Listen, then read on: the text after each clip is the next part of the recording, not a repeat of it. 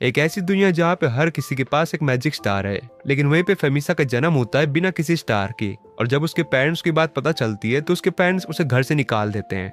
अब यहाँ तक कि विलेज के बाकी सब लोग भी फेमिसा से नफरत करने लगते हैं। तो फेमिसा अपनी लाइफ बचाने के लिए गांव से बाहर चली जाती है, और उसी दौरान उसको एक स्लाइम मिलता है जो कि उसकी पूरी जिंदगी बदल देता है, और वो उस स्लाइम का नाम रखती है सोरा। तो कहानी की शुरुआत होती है एक आदमी से जो कि कार्विंग का काम कर रहा होता है एक लकड़ी पे। तभी उसको एक बच्चे के रोने की आवाज आती है। वो जल्दी से अपने घर में भागते हुए जाता है और उसको पता चलता है कि उसकी एक बेटी हुई है, वो बहुत ही प्यारी और दिखने में बहुत सुंदर है। फिर उसकी वाइफ पूछती है कि तुम इसका नाम क्या रखोगे, और वो बोलता है कि मैं इसका नाम फेमिसा रखूंगा। और इसके कुछ समय बाद फेमिसा बड़ी हो जाती है और उसके फादर सबके लिए एक नया घर बना रहे हैं। फेमिसा उस जगह जाती है और अपने फादर को बोलती है कि कुछ खा लीजिए। फिर सब लोग मिल करके खाना खाने लगते हैं। यहाँ पे फेमिसा का बड़ा भाई भी होता है जो कि अपने फादर की मदद कर रहा होता है घर बनाने के लिए। तभी खाना खाते समय फेमिसा के गले में ब्रेड का टुकड़ा अटक जाता है। तभी उसके फादर पानी को क्रिएट कर देते हैं अपनी मैजिक की मदद से और फेमिसा को पानी पिला देते हैं। तभी उसका बड़ा भाई बोलता है कि तुम्हें आराम से खाना चाहिए, नहीं तो खाना तुम्हारे गले में अटक जाएगा। फेमिसा बोलती है कि मैं अब बड़ी हो रही हूँ, इसलिए मुझे ज्यादा खाना खाना है। फिर इसके बाद सभी लोग घर आ जाते हैं। अब घर पे फेमिसा फिर अपनी माँ की मदद करने लगती है बाकी सारे कामों में, जैसे कि खाना गर्म करने में और खाना टेबल पे लगाने में। तब उसका बड़ा भाई उसको चिढ़ाते हुए बोलता है कि तुम्हें मैजिक सीख लेना चाहिए, जिसकी मदद से तुम बाकी सारे काम आराम से कर लोगी। लेकिन तभी उसकी माँ बीच में आ जाती है डिफेंस के लिए। वो बोलती है कि तुम चिंता मत करो, मेरी बेटी बहुत जल्द ही मैजिक सीख लेगी और वो खुद से सीखेगी सारी मैजिक। और इसके बाद सभी लोग एक परिवार की तरह बैठ करके खाना खाते हैं। और खाना खत्म हो जाने के बाद फेमिसा अपने टॉय से खेलने लगती है और वो बोलती है कि मेरा बर्थडे आने वाला है। तभी उसके फादर बोलते हैं कि हाँ हमें पता है, और मैं इस बार तुम्हें एक स्पेशल गिफ्ट दूंगा। और फिर उसकी माँ बोलती है कि इस बार तुम्हारा 5th बर्थडे आने वाला है, क्या तुम एक्साइटेड हो। जब इन फैमिली का आपस में बात चल ही रहा होता है कि तभी उनके दरवाजे पे एक नॉक होता है। जब दरवाजा खोला जाता है तो उन्हें पता चलता है कि उनके घर के बाहर एक औरत आई है जिसका नाम है लूबा। वो इस विलेज की फॉर्च्यून टेलर है, यानी कि वो किसी का भी भविष्य बता सकती है। वो बताती है कि मैं यहाँ पे आई हूँ ताकि मैं फेमिसा को कॉन्ग्रेचुलेट कर सकूँ उसके 5th बर्थडे के लिए, और उसको गुड लक चार्म दे सकूं ताकि वो आने वाले समय में अच्छी मैजिक पावर को सीख सके। तभी लूबा को उस समय का याद आने लगता है जब वो पहली बार फेमिसा से मिली थी, जब फेमिसा केवल 2 साल की थी। और लूबा को पता चल गया था कि फेमिसा अपने ही पुराने जन्म के बारे में जानती है, इसलिए उसने कहा था फेमिसा से कि अपने पुराने जन्म के बारे में किसी को मत बताना, नहीं तो इसकी वजह से तुम्हें प्रॉब्लम हो सकती है। और फेमिसा वादा करती है कि मैं इसके बारे में किसी को नहीं बताऊंगी। अब हम देखते हैं यहाँ पे प्रेजेंट का सीन। लूबा यहाँ पे प्रेयर कर रही होती है फिनिसा के लिए और उसको बोलती है कि तुम हमेशा खुश रहना और जिंदगी में वही करना जो तुम्हें सही लगता हो। यहाँ पे लूबा ये बोल करके जा रही होती है, लेकिन जब लूबा उनके घर से बाहर निकल जाती है तो वो फिर से पीछे मुड़ के देखती है उनके घर को, और यहाँ पे लूबा थोड़ी सी परेशान लगती है। इसके बाद वो बड़ा दिन आ जाता है जिस दिन फिनिसा का बर्थडे है, यानी कि आज फिनिसा पूरे 5 साल की हो चुकी है और उसका परिवार आया होता है चर्च में। प्लेयर खत्म हो जाने के बाद फादर फिनिसा से बोलते हैं कि आज हम तुम्हारे मैजिक पावर को जगाएंगे। वो उसको बोलते हैं कि इस होली वाटर को टच करो, और उसको टच कर लेने के बाद फेमिसा वहां से चली जाती है। फिर फादर वहां पे आते हैं और कुछ मैजिक पावर का इस्तेमाल करके वाटर के अंदर से एक बबल निकालते हैं, और इसी बबल के अंदर मैसेज होता है फिनिसा के लिए कि उसके पास किस तरीके की मैजिक पावर है। वो बबल बताता है कि फिनिसा के पास एक ऐसी स्किल है जिसका नाम है टैमर स्किल, यानी कि वो किसी भी बड़े मॉन्स्टर को अपने काबू में कर सकती है।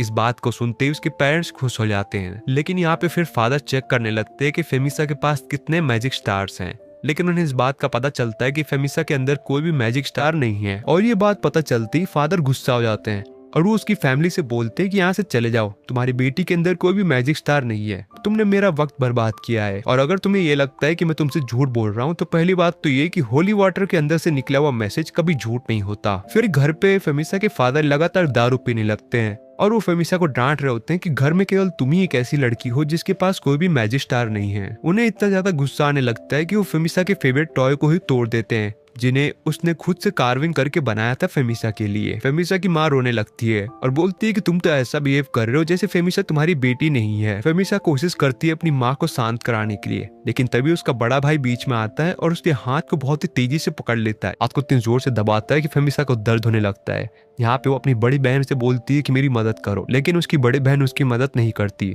और ऊपर से ऐसा शक्ल बनाती है जैसे फेमिसा ने उसकी किडनी ही चुरा ली हो। और फिर फेमिसा को घर से बाहर निकाल दिया जाता है। मुसीबत यहाँ पे खत्म नहीं होती।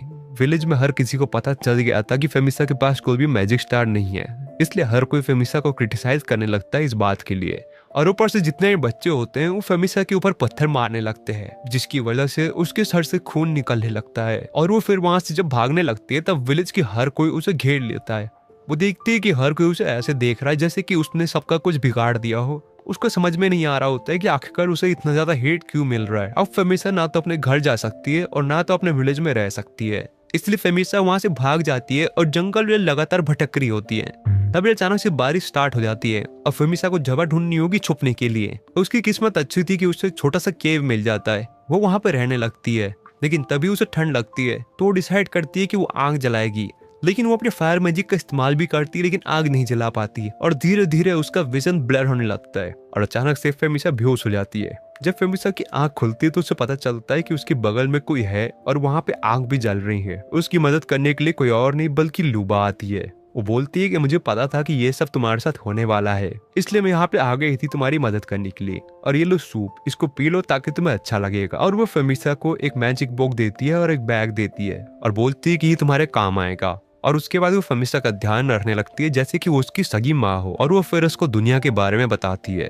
वो उसको लिखना सिखाती है, पढ़ना सिखाती है और ये भी सिखाती है कि तुम्हें दुनिया में कैसे सरवाइव करना है। लेकिन एक दिन जब लूबा घर वापस नहीं आती तो फेमिसा को फिक्र होने लगती है, इसलिए वो विलेज में चुपके से जाती है इस बात का पता करने के लिए कि आखिरकार लूबा को क्या हो गया। उसका दिल टूट जाता है जब उसको इस बात का पता चलता है कि लूबा अब इस दुनिया में नहीं रही। और वहीं पे उसके फादर विलेज के चीफ से बोलते हैं कि तुम्हें मेरी बेटी की जान ले लेनी चाहिए क्योंकि उसके पास कोई भी मैजिक स्टार नहीं है। इतना सुनते ही फेमिसा अंदर से टूट जाती है। उसको ऐसा लगने लगता है कि कहीं उसके फादर ने ही लूबा की जान ले ली होगी और अब उसके फादर उसकी भी जान लेना चाहते हैं। यहाँ पे उसको इमेजिनेशन आता है जहाँ पे उसकी माँ उससे बोलती है कि अच्छा होता अगर तुम मेरे से नहीं जन्म लेती। इसके बाद विलेज का जो चीफ होता है वो सभी विलेज वालों को बोलता है कि फेमिसा के पीछे जाओ क्योंकि फेमिसा ने ही लूबा की जान ली है। इतना सुनते ही सभी विलेज वाले गुस्सा हो जाते हैं और वो सब लोग फेमिसा को ढूंढने लगते हैं उसकी जान लेने के लिए। फेमिसा फिर लगातार भाग रही होती है। उसे इस बात का पता होता है कि अगर एक बार वो पकड़ी गई तो आज उसकी जान नहीं बचेगी।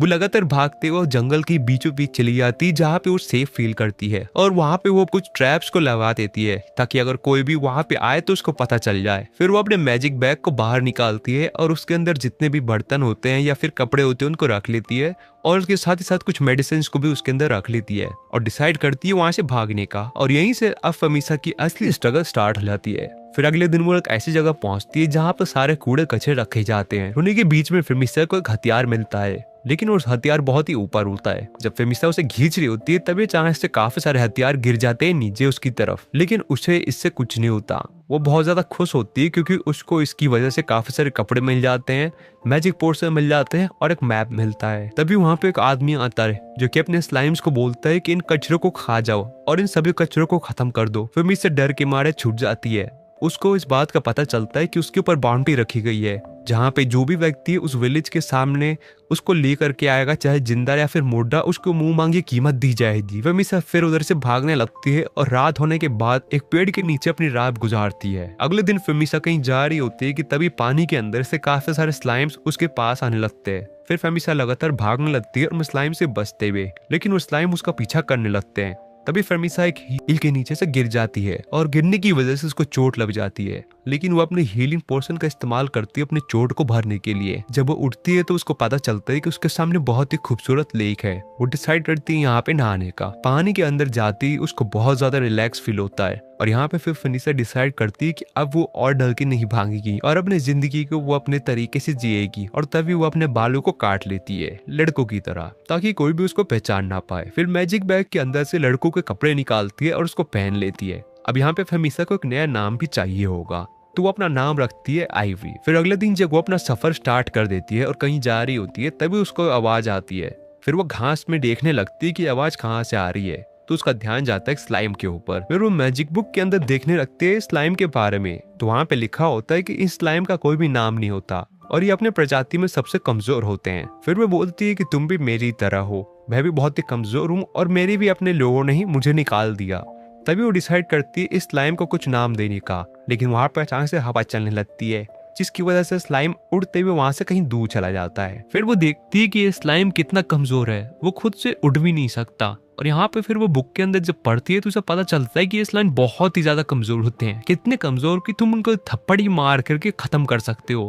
तो यहाँ पे फनीसा डर जाती है। वो डिसाइड करती है कि वो स्लाइम को उठाएगी, लेकिन ध्यान से। फिर हाथ में रख लेने के बाद वो उस स्लाइम को वापस से जमीन पे रख देती है और बुक के अंदर पढ़ती है, जहाँ पे लिखा होता है कि इन स्लाइम का जो लाइफ स्पैन होता है वो 1 दिन से भी कम का होता है। तभी एक और हवा का झोंका आता है और स्लाइम उसी हवा के झोंके के साथ लगातार बह के जा रहा होता है। तब उसके पीछे पीछे फनीसा भी चली जाती है स्लाइम की जिंदगी बचाने के लिए, क्योंकि आगे चल करके एक लेक है और अगर स्लाइम उस लेक में गिर गया तो वो मर जाएगा। लेकिन फनीसा उसकी जान बचा लेती है और वो बोलती है कि अब से मैं तुम्हें अपने साथ रखूंगी। मैं जानती हूँ कि तुम्हारी जिंदगी ज्यादा लंबी नहीं है, लेकिन जितनी भी लंबी हो हम दोनों साथ रहेंगे। फिर उस रात को फनीसा लगातार जग करके स्लाइम के ऊपर नजर रखने लगती है। उसको डर था कि अगर वो कहीं को सो गई और स्लाइम को कुछ हो गया तो वो अपने आप को माफ नहीं कर पाएगी। और वो स्लाइम को बताती है कि मेरी फैमिली ने मुझे घर से निकाल दिया और मुझे मेरी पिछली जिंदगी के मेमोरीज अभी भी आते रहते हैं। बात करते करते फनीसा सो जाती है। जब वो सुबह उठती है तो उसको पता चलता है कि वो सो चुकी थी बात करते करते और स्लाइम अब उसके साथ नहीं है। इस बात को सोचती वो दुखी हो जाती है और रोने लगती है। लेकिन फिर वो डिसाइड करती है कि उसे आगे बढ़ते रहना होगा और वो अपना मैप निकालती है ये डिसाइड करने के लिए कि उसे कहाँ जाना चाहिए। लेकिन उस मैप के अंदर छुप के बैठा होता है स्लाइम। उसको देखते ही वो खुश हो जाती है और उसको ऐसा लगता है कि शायद बुक के अंदर कुछ चीजें सही में ही दी गई हैं। फिर वो और भी ज्यादा पढ़ने लगती है इस स्लाइम के बारे में, ताकि वो स्लाइम को ट्रेन कर सके और अपने साथ रख सके। उस बुक के अंदर लिखा होता है कि इस लाइन के पहले तुम्हें एक नाम देना होगा। वो सबसे पहले तो स्लाइम को टच करती है, जिसके बाद स्लाइम चमकने लगता है और क्योंकि स्लाइम का कलर भी ब्लू है तो यहाँ पे वो नाम देती है सोरा। नाम मिलते ही उस स्लाइम का जो सिर होता है वो चमकने लगता है और उसके ऊपर डिजाइन सा बन जाता है, जिसके बाद फनीसा समझ जाती है कि अब उसने स्लाइम के साथ अपना कनेक्शन बना लिया है। और फनीसा को यहाँ पे पहली बार उसका सच्चा दोस्त मिलता है। फिर खाने के लिए फनीसा ट्रैप बिछाती है और उसके अंदर एक चूहा फंस जाता है। फिर फनीसा उस चूहे के सबसे पहले तो स्किन को अलग करती है और उसके टुकड़े को एक बनाना लीफ के अंदर बांध के रख देती है और उस खाने को बैग के अंदर डाल लेती है और सोरा को बोलती है कि आज हमें रात में अच्छा खाना खाने को मिलेगा। फिर वो मैप के अंदर ढूंढने लगती है कैपिटल को, लेकिन वो कैपिटल मैप के अंदर दिखता ही नहीं। तो डिसाइड करती है कि वो आसपास के विलेज के अंदर जाएगी ताकि उसे एक अच्छा मैप मिल सके। तभी कुछ आवाज आने लगती है और यहाँ पर फनीसा डर जाती है कि कहीं सोरा को कुछ हो ना जाए, इसलिए वो सोरा को अपने बैग के अंदर डाल देती है और एक पेड़ के ऊपर चढ़ जाती है और वो दूर से देखती है कि वहाँ पे काफी सारी चींटियां आ गई हैं। ये मामूली चींटियां नहीं है, ये एक ऐसी चींटियां हैं जो किसी इंसान की भी जान ले सकती हैं। फिर उन चींटियों के वहां से चले जाने के बाद आईवी नीचे आ जाती है। फिर वो सोरा को जब अपने बैग से बाहर निकालती है तो उसको पता चलता है कि सोरा का वजन बढ़ गया है, लेकिन उसका इस बात पर ज्यादा ध्यान नहीं जाता। उसका इस बात तो ज्यादा ध्यान जाता है कि उसके चेहरे पे कट लग गया है। फिर वो अपने मैजिक पोर्शन का इस्तेमाल करती है उसको हील करने के लिए, लेकिन सभी पोर्शन खत्म हो जाते हैं उसके उस चोट को भरने के लिए। इसलिए आईवी डिसाइड करती है कि उसे जल्द से जल्द पास के विलेज में जाना होगा। जब वो विलेज में जा रही होती है तब वो देखती है कि पेड़ के ऊपर उसके काफी सारे पोस्टर्स लगे हुए हैं और उसके ऊपर उसके लिए बाउंटी भी रखी गई है। तब यहाँ पे आईवी को गुस्सा आ जाता है और वो लगातार पोस्टर को फाड़ रही होती है और बोलती है कि अब मैं फनीसा नहीं रही। फिर आईवी एक विलेज में पहुंचती है और यहाँ पे आती है वो एक चीज देखती है कि यहाँ पे हर कोई छोटे छोटे कामों के लिए मैजिक का इस्तेमाल कर रहा है। वो सोचती है कि उसे अपना मीट बेच देना चाहिए, जिसकी मदद से उसे काफी सारे कॉइन्स मिल जाएंगे। लेकिन उसे इस बात का डर था कि कहीं उसकी आइडेंटिटी सबके सामने रिवील ना हो जाए, इसलिए वो चुपचाप बुचर शॉप के बगल से जा रही होती है। लेकिन एक आदमी उसे रोक लेता है और बोलता है कि क्या गड़बड़ है, तुम यहाँ पे क्यों आई थी और फिर अचानक से यहाँ से क्यों जा रही हो।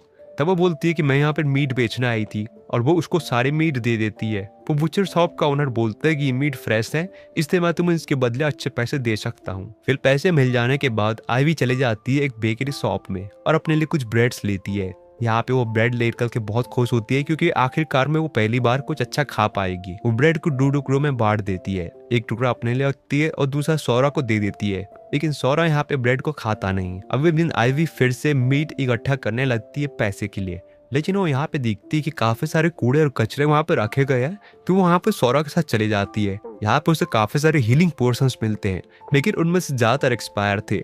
लेकिन वो जब ब्लू पोर्शंस को अलग कर रही होती है तभी अचानक से सोरा उनसे भी ब्लू पोर्शन को अब्सॉर्ब कर लेता है और आईवी जब उसे रेड पोर्शन देती तो यहाँ पे सोरा मना कर देता है उसको अब्सॉर्ब करने के लिए। फिर से आईवी चले जाती है मीट को बेचने के लिए, उससे उसको पैसे मिलते हैं और वो फिर बेकरी शॉप चली जाती है अपने लिए ब्रेड खरीदने के लिए और वो खुद ब्रेड खाती है और यहाँ पे सोरा को देती है उन ब्लू पोर्शन को अब्सॉर्ब करने के लिए। फिर एक दिन जब वो विलेज में घूम रही होती है तो उसको दिखते हैं कुछ लोग जो कि उसी की तलाश में है। पहली बात तो वो उन लोगों को देख के डर जाती है और फिर वो देखती है कि विलेज में ज्यादातर हर एक शॉप के पास उसके पोस्टर्स लगा दिए गए हैं उनको देखती वो इतना ज्यादा डर जाती है कि वो वहां से भाग के कहीं दूर चली जाती है। फिर एक पेड़ के ऊपर जा करके बैठ जाती है और सोरा से बात करने लगती है और बोलती है कि क्या ऐसी दुनिया में कोई जगह है जहाँ पे मैं आराम से रह सकती हूँ। फिर अगले सुबह आइवी डिसाइड करती है कि उसे इस विलेज से कहीं दूर जाना होगा क्योंकि उसके पोस्टर्स यहाँ पे लग चुके हैं। लेकिन वो लोग देखते हैं कि यहाँ पे 2 रास्ते हैं और उनको समझ में नहीं आ रहा होता है कि उन्हें कौन से रास्ते में जाना चाहिए। तभी यहाँ पे आइवी देखती है मैप की तरफ, लेकिन मैप से भी उन्हें कुछ समझ में नहीं आ रहा होता है।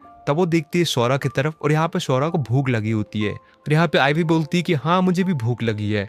इसलिए लोग डिसाइड करते हैं पहले कुछ खाने का। तभी आइवी को एक लेक दिखता है और लेक के पास वहाँ पे एक पेड़ होता है जिसके ऊपर काफी सारे फ्रूट्स होते हैं। आइवी सोरा से बोलती है कि जाकर के फ्रूट्स को खा लो, लेकिन यहाँ पे सोरा डर रही होती है। फिर उसको पता चलता है कि वो एक्चुअली में पेड़ नहीं है बल्कि एक मॉन्स्टर है जो कि पेड़ का शेप लेकर के वहाँ पे बैठा होता है और वो कोई भी इंसान जो उसके पास आता है उसे खा लेता है। आइवी डर जाती है और वहां से भागने लगती है। वो एक सेफ जगह तो पहुंच जाती है लेकिन उसके हाथ पे चोट आ जाती है। फिर वो देखती है कि सोरा जो है उसके हाथ पे आ चुका है और लगातार उसके अंदर से ब्लड को चूस रहा है। उसको ऐसा लगता है कि कहीं सोरा उसे खाने की कोशिश कर रहा है क्योंकि स्लाइम किसी भी चीज को खा सकते हैं और कोई भी ऐसी चीज जो ह्यूमन से बनी हो या ह्यूमंस के अंदर से निकली हो उसको तो वो लोग बहुत ही आराम से खाते हैं। लेकिन जब उसको होश आता है तो उसे पता चलता है कि सोरा उसको खाने की कोशिश नहीं कर रहा है बल्कि उसको हील कर रहा है। तब आइवी बोलती है कि अगर सोरा यहाँ पे मेरी जान ले भी लेता तो मुझे कोई फर्क नहीं पड़ता क्योंकि वैसे भी इस दुनिया में मेरी किसी को जरूरत नहीं है। और फाइनली सोरा उसके हाथों को ठीक कर देता है और फिर यहाँ पे आइवी रोने लगती है और उस सोरा को गले लगाते हुए बोलती है कि कभी भी मुझसे अलग मत होना। फिर अगले दिन आइवी फिर से अपने लिए खाना इकट्ठा करती है और यहाँ पे कुछ पोर्शंस को इकट्ठा करती है वो सोरा के लिए। दोनों बैठ के खाना खाने लगते हैं, लेकिन खाना खत्म हो जाने के बावजूद भी सोरा को भूख लगने लगती है। तो यहाँ पे आइवी उसको कुछ कचरों के पास ले जाती है ताकि वो उसके लिए पोर्शंस को ढूंढ सके। आइवी उसके लिए काफी सारे पोर्शंस ढूंढ के दे देती है जिसको कंज्यूम कर लेता है यहाँ पे सोरा। आइवी एक और चीज यहाँ पे नोटिस करती है कि सोरा लगातार पावरफुल बनता जा रहा है क्योंकि पहली बात तो उसका साइज अब बड़ा हो गया है और ऊपर से वो अपनी मर्जी से यहाँ से वहाँ ट्रैवल भी कर पा रहा है। रास्ते में आइवी को काफी सारे बेरीज मिलते हैं और वो उन बेरीज को इकट्ठा कर लेती है अपने शाम के खाने के लिए। और यहाँ पे वो फिर जब खाने बैठती तो सोरा को काफी सारे पोर्शंस देती है खाने के लिए जिन्हें सोरा केवल 1 ही सेकंड में खत्म कर जाता है। आइवी फिर से उसे पोर्शन देती है और सोरा फिर से उन्हें खत्म कर जाता है। आइवी को लगता है कि अगर इसी रफ्तार से पोर्शंस को खाता रहा तो उसके पास एक भी पोर्शन नहीं बचेगा फिर सोरा को देने के लिए। इसलिए वो सोरा को एक कहानी सुनाने लगती है ताकि सोरा सो जाए। वो बोलती है कि ये कहानी मैंने अपने बचपन में सुनी थी। एक समय था जब पूरी दुनिया में लड़ाई चल रही थी। तब राजा ने काफी सारे मैजिशियंस को इकट्ठा किया था और उनसे पूछा था कि मुझे फ्यूचर के बारे में बताओ कि ये लड़ाई कहाँ जाके खत्म होगी। सभी मैजिशियंस की बात बताते हैं कि ये लड़ाई तब खत्म होगी जब इस दुनिया का ही अंत आ जाएगा, यानी कि इस लड़ाई के खत्म होते होते ही दुनिया ही खत्म हो जाएगी। फिर सभी मैजिशियंस ने मिल करके एक पावरफुल स्पेल का इस्तेमाल किया जिसके बाद एक बच्चा किसी और ही दुनिया से अंदर आया इस दुनिया में और उसके बाद उसने इस वॉर को रोक दिया। और ये कहानी सुनाते सुनाते आइवी सो जाती है। अगली सुबह जब आइवी की आंख खोलती है तो वो दिखती है कि सोरा बहुत ज्यादा एक्साइटेड है। जब वो अपना बैग चेक करती है तो उसे पता चलता है कि सोरा ने सभी मैजिक पोर्शंस को पहले ही खा लिया है। फिर वो वापस से अपने ट्रैप को चेक करने जाती है कि उसके अंदर कोई चूहा फंसा है कि नहीं, लेकिन इस बार कोई चूहा नहीं बल्कि एक सांप जाके उस ट्रैप में फंस जाता है। आइवी को लगता है कि मैं इस सांप को भी शायद बेच पाऊंगी, इसलिए वो उसे कपड़े के अंदर बंद कर लेती है और उसको बेचने के लिए अपने साथ ले जा रही होती है। रास्ते में उसको एक आवाज आती है और यहाँ पे सोरा वो आवाज सुनती ही डर जाता है। फिर आइवी उस रास्ते चली जा रही होती जहाँ से उसको वो आवाज सुनाई दी थी। उस रास्ते में वो देखती है कि वहाँ पे एक हॉर्स मरा पड़ा है और काफी सारे लोगों की डेड बॉडी वहाँ पे पड़ी है। आइवी वहाँ से डर के भाग जाती है और भागते भागते एक टाउन में जाके पहुंच जाती है। फिर वो ढूंढने लगती है कि उसे ये सांप कहाँ पे बेचना चाहिए। तभी वो एक रूम में पहुंच जाती है जहाँ पे काफी सारे लोग होते हैं। उनमें से एक आदमी पूछता है कि तुम्हारे बैग के अंदर क्या है। वो बोलती है कि एक सांप है। वो लोग बोलते हैं कि तुम्हें इस सांप को किसी बुचर शॉप पे बेचना चाहिए, ना कि यहाँ पे। आइवी बोलती है कि मैं इस सांप को बेचना तो चाहती हूँ, लेकिन मैं एक और बात बताना चाहती हूँ कि रास्ते में मैंने एक मरे हुए घोड़े को देखा और काफी सारे लोगों की डेड बॉडी भी वहाँ पे पड़ी हुई थी। तभी एक आदमी उसके सामने आता है और वो बोलता है कि मुझे एग्जैक्ट लोकेशन बताओ जहाँ पे तुमने ये सब चीजें देखी थी, और अगर तुम्हारी बातें सच्ची निकली तो मैं तुम्हें रिवॉर्ड भी दूंगा। आइवी उसको सारी बात बता देती है और फिर यहाँ पे वो आदमी अपने साथियों से बोलता है उस तरफ जाने के लिए। यहाँ पे आइवी को एक कार्ड दिया जाता है और उससे बोला जाता है कि अगर तुम्हारी इन्फॉर्मेशन सही निकली तो इस कार्ड को लेकर के यहीं पे आ जाना, हम तुम्हें रिवॉर्ड दे देंगे। फिर आइवी एक शॉप में चली जाती है जहाँ पे ऑनर ये देख करके हैरान होता है क्योंकि जिस सांप को आइवी ने पकड़ा होता है वो बहुत ज्यादा यूनिक होता है। उस शॉप का ओनर आइवी को अच्छे पैसे देता है और बोलता है कि अगली बार अगर तुमने कोई और सांप पकड़ा तो फिर से यहाँ पे आ जाना। तभी सोरा को भूख लग जाती है तो तो आईवी लेकर के चली जाती है फिर से एक कूड़ेदान के पास, और वहां पे वो देखती है कि काफी सारे मैजिक पोर्शंस के साथ ही साथ